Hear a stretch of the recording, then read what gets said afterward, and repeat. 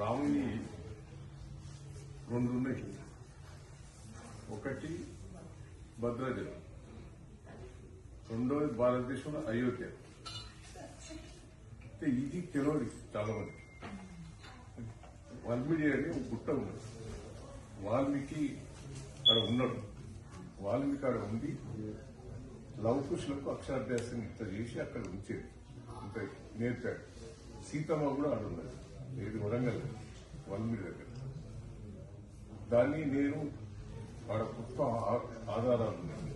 1000 సంవత్సరాల నుంచి ఆడ పూజలు పురస్కారాలు జరుగుతానే 100 ఏళ్ల నుంచి పక్క పడిపోయింది.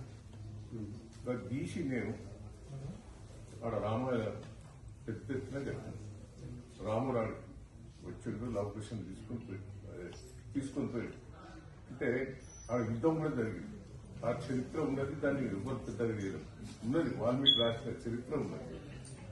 దాన్ని నేను గుడి ఇప్పుడు ఒక యాదగిరి గుట్ట టైప్ ఉంటుంది, గుట్ట మీద పెట్టాను. చాలా బాగా ఇప్పుడైతే రీతంగా పబ్లిక్ వస్తారు. దాన్ని చిన్నజయ స్వామి గారితో ఓపెన్ చేయించారు. నాకు ఇది స్వామి గారు ఇచ్చారు.